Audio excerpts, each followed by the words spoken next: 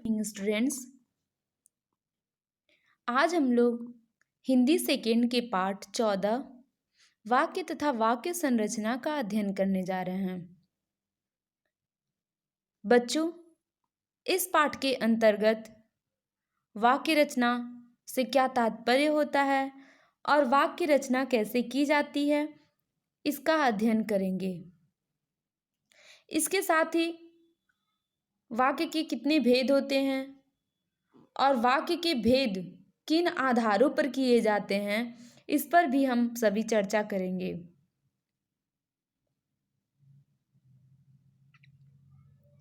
पाठ 14 वाक्य तथा वाक्य संरचना। क्या आपने कभी सोचा है कि हम भाषा का इस्तेमाल क्यों करते हैं? तो हमारा उत्तर होगा एक दूसरे से बात करने के लिए। हम सबको पता है कि हम भाषा का उपयोग एक दूसरे से बात करने के लिए ही उपयोग करते हैं और हमें जब अपने मन की बात को एक दूसरे से व्यक्त करना होता है, दूसरे से बताना होता है, तो हम किसका प्रयोग करते हैं? वाक्य का। बच्चों, वाक्यों के द्वारा ही हम अपनी बातों को, अपने विचारों को दूसरे तक पहुंचाते हैं। क्या आपने सोचा है कि बिना वाक्य के क्या हम अपने बातों को दूसरे तक पहुंचा सकते हैं? नहीं।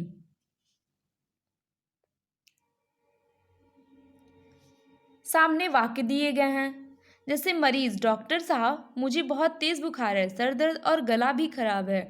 डॉक्टर कब से है? मरीज कल से है। इन सभी वाक्यों में डॉक्टर और मरीज दोनों के मन की बात उद्धृत हो रही है, यानी दोनों एक दूसरे को अपने मन की बात को बताने का कार्य कर रहे हैं और जिसमें किसका सहारा लिया जा रहा है? वाक्य का। यानी वाक्य के माध्यम से ही दोनों एक दूसरे के मनोभाव को और विचारों को व्यक्त कर रहे हैं। तो बच्चों, यह बिल्कुल स्पष्ट हो गया कि भाषा में यदि वाक्य न हो तो हम अपने बातों को, विचारों को पूरी तरह से व्यक्त नहीं कर सकते हैं। वाक्य के माध्यम से ही अपने मन के भावों को हम पूरी तरह से व्यक्त कर सकते हैं। वाक्य की परिभाषा: वाक्य कि वह इकाई है जो किसी भाव या विचार को पूरी तरह से व्यक्त कर सकती है, वही वाक्य कहलाती है। अब हम चर्चा करेंगे वाक्य संरचना पर, यानी वाक्य कैसे बनता है। वाक्य बनाने के लिए हमें किसकी आवश्यकता होती है? तो बच्चों, वाक्य बनाने के लिए सबसे पहले हम शब्द, पद पर ध्यान देते हैं। यानी वाक्य की रचना तरह तरह के पदों से होती है। विभिन्न प्रकार के पद मिलाकर के वाक्य संरचना तैयार की जाती है।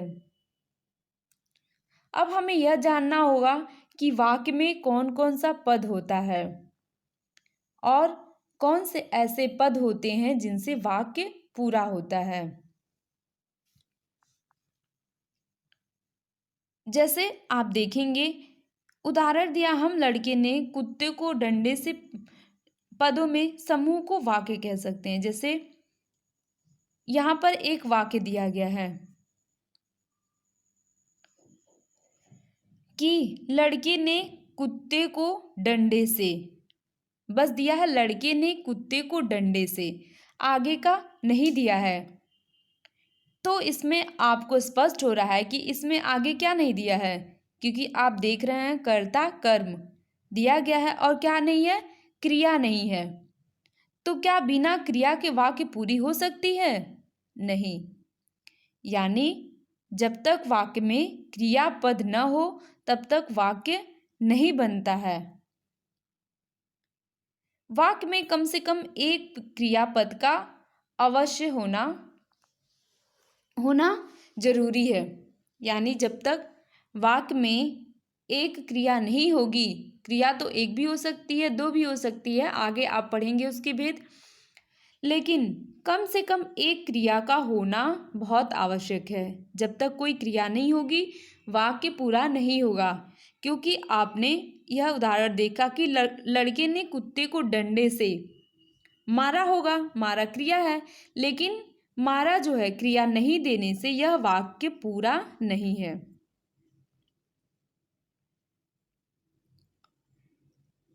अब हम आते हैं, आगे हम चर्चा करेंगे उद्देश्य, वाक्य के अंग और विधेय। यानी वाक्य के दो अंग होते हैं, उद्देश्य और विधेय। उद्देश्य और विधेय के द्वारा ही वाक्य पूरा होता है। यानी जब तक वाक्य में उद्देश्य और विधेय नहीं रहेगा वाक्य पूरा नहीं होगा। अब हम जानेंगे कि उद्देश्य क्या होता है और विधेय क्या होता है। उद्देश्य, आप देख रहे हैं उदाहरण दिया है, अध्यापक कक्षा में पढ़ा रहे हैं। मेरे बड़े भाई कल लंदन से वापस आ रहे हैं। दौड़कर आता हुआ बच्चा अचानक गिर गया। यानी जिसके बारे में कुछ कहा जाए उसे उद्देश्य कहते हैं, और उद्देश्य के बारे में जो कुछ कहा जा रहा हो उसे विधेय कहते हैं।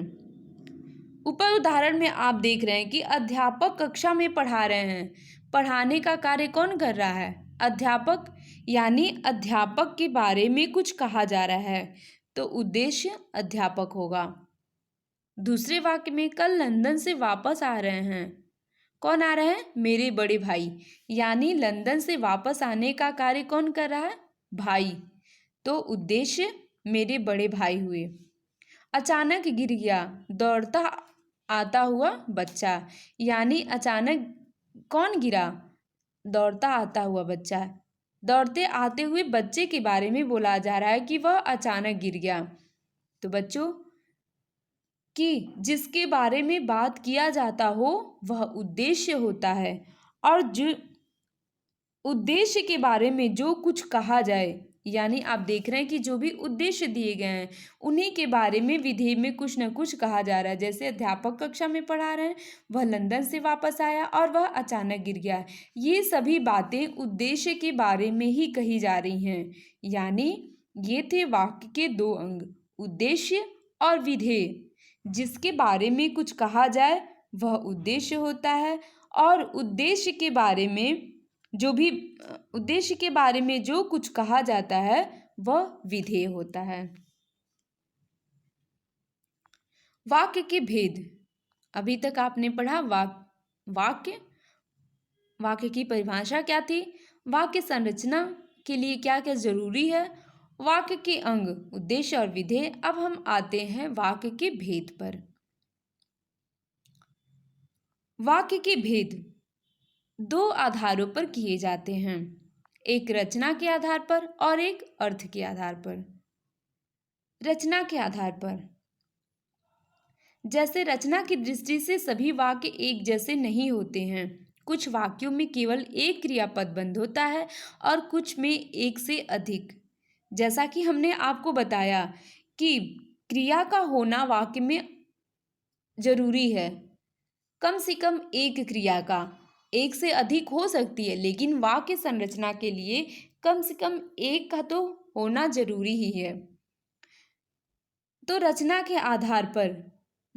आधार पर जो क्रिया के भेद होते हैं उसमें एक क्रिया पदबंध होता है किसी में और किसी में एक से अधिक। पहले हम देखेंगे एक क्रिया पदबंध वाले वाक्य। लड़का गांव गया है। आप देख रहे हैं कि इसमें एक ही क्रिया है, गया है। दूसरा वाक्य लड़की खाना बना रही है, यानी इसमें भी एक एक ही क्रियाएं हैं।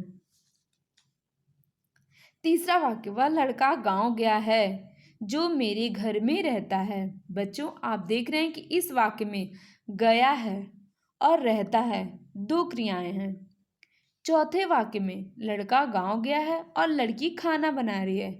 इस वाक्य में भी दो क्रियाएं हैं, गया है और बना रही है।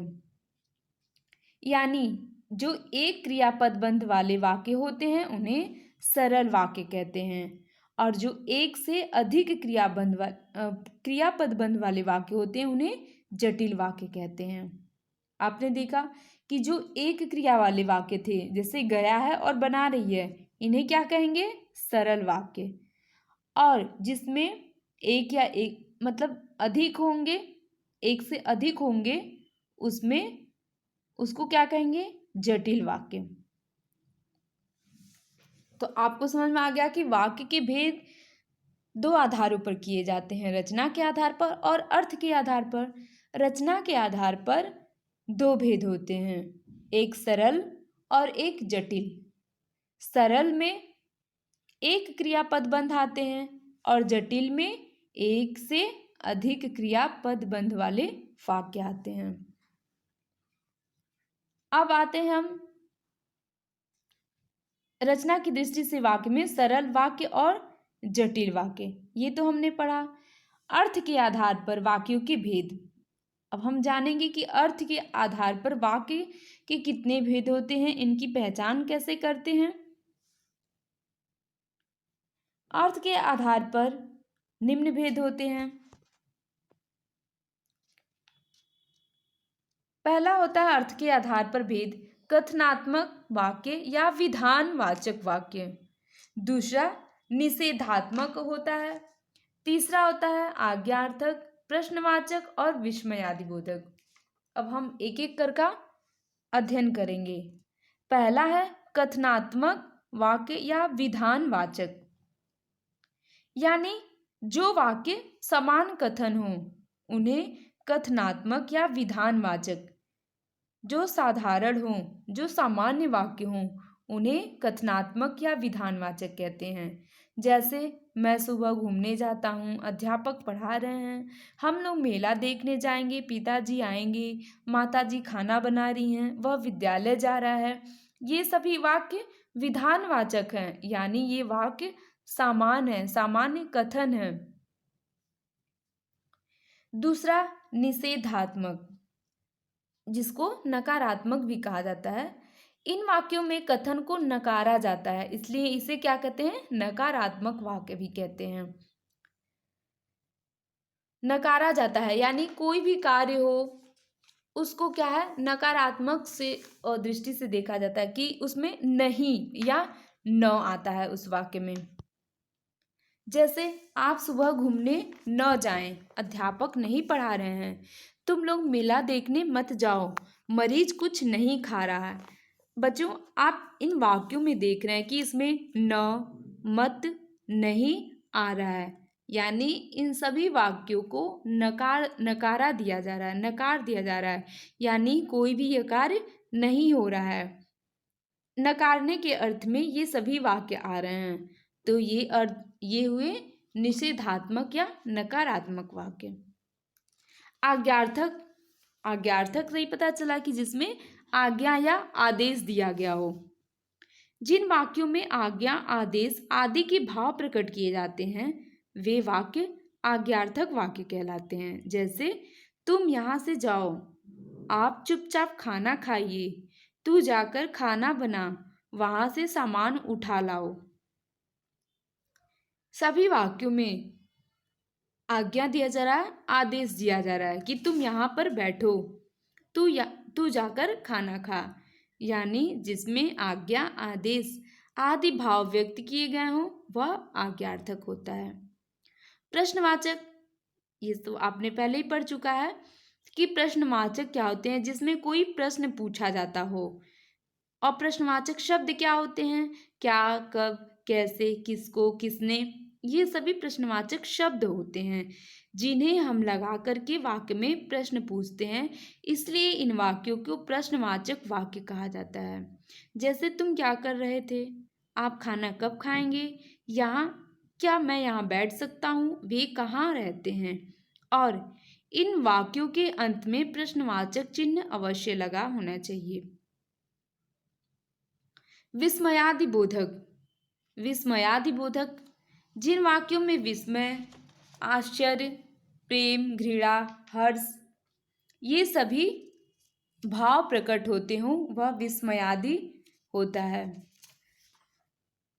जैसे कि आपने पाठ 13 में ये पढ़ा भी है, प्रश्नवाचक और विस्मयादि बोधक ये चिन्ह क्या होते हैं और इनका प्रयोग कैसे किया जाता है।